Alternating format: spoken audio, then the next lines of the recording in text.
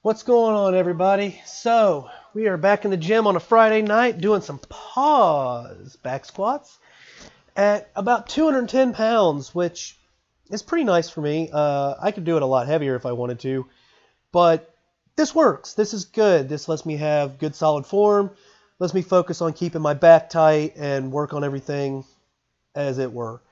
So here's what's going on. I'm trying to make sure I get nice and deep and pause at the bottom, get a good stretch, and just really focus on my depth, keeping my back tight, and all that good stuff. That's pretty much what I've been doing here, and my biggest thing I've been working on is actually pulling the bar down into my traps and trying to make sure I keep my back tight, which seems to be really helping. And the only other thing that I'd like to change on my pause squats right now is I'd like to maybe bring my stance in a little bit. For some reason, it seems to be better to have a narrower stance on the high bar squats, whereas like with low bar and stuff, that wider stance. But I don't know. I'm used to the wide stance. I've always been kind of a big fan of having a wide base. You know, it gives you good stability, yada, yada, yada. But I'm going to try it. I'm going to try and bring my stance in. I'm going to try and see how that works. See if I can get a little more depth in my squat and actually maybe improve that. Although I am hitting below parallel, it is solid. I'm not unhappy about it.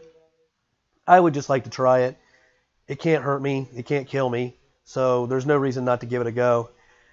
Other than that, probably going to say my third set was my best, which is unusual. I was kind of driving my butt up a little bit on the second, as you can see. That's probably because I have a stronger back than I do legs, but we're working on that. That's the whole reason we're doing this. We're trying to fix weaknesses and we're trying to get things straightened out. So that's why my coach has got me doing high bar. Also because it's really awesome on my elbows. Oh, I will say something. If you guys do low bar and you have like elbow issues or shoulder pain or anything like that, switch to high bar. Try it. Just try it. Yeah, you might be a little weaker at first, but just try it. See what you think. You'll be amazed at what happens. Anyway, as you can see, the third set was my best set. I really put a lot of focus into driving up through the bar and pulling the bar down into my traps so that I stayed good and tight. And got a really decent pause at the bottom. And really this was my best set. I need to make sure I do this every single time, and I will be golden. This is more of a technique thing, so I need to make sure that's what I'm focusing on and not just focusing on moving the weight. So this is the close grip paused bench press. We're only doing it for 140 pounds. I'm still working on that shoulder issue. It is feeling absolutely magnificent, though, compared to what it did.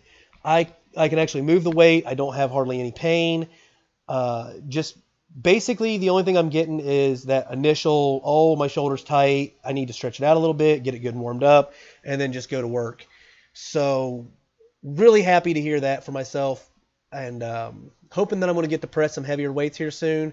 I do miss pressing the heavy weights, but I also like to have healthy shoulders. So if it comes down to that, I'll take the healthy shoulders over a big bench press any day of the week.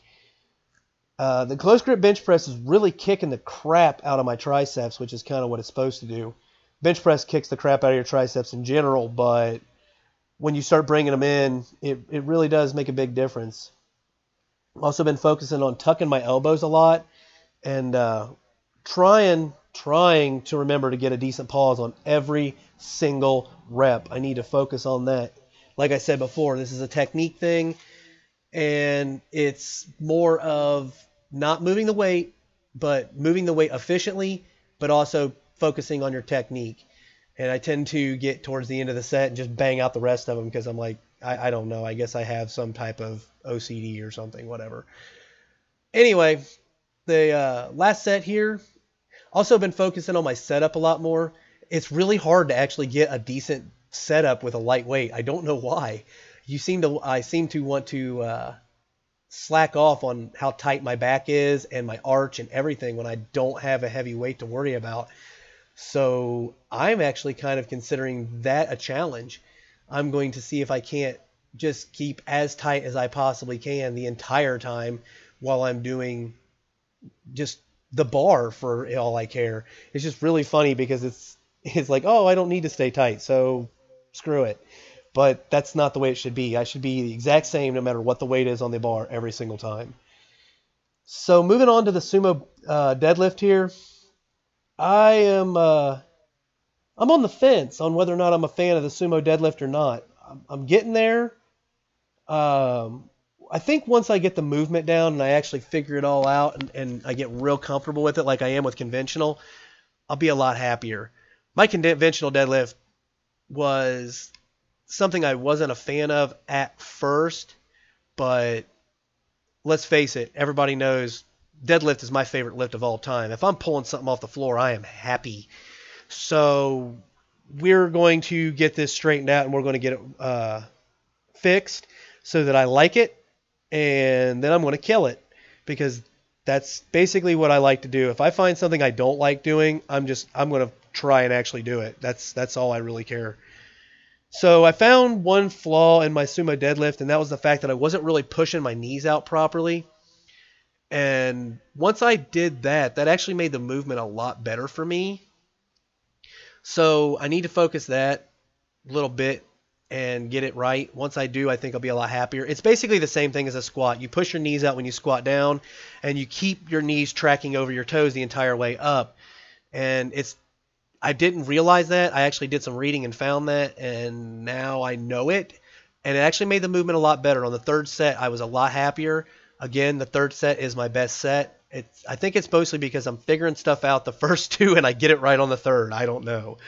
But I don't need to be doing that. I need to be getting it right every single time. So we'll take care of it, and we'll get this right, and sumo will be a lot better, I think. Plus, it works some really nice angles on my legs, and I feel it in a lot different places, so it'll probably transfer over to my squat more than my regular deadlift, but that's okay. So I hope you liked the video. I hope everything was good, and if you did, you know what to do. And as always, until next time. I can take the pitchfork from the devil, keep a super suit like I'm incredible. From the deep blue sea to the dark blue sky.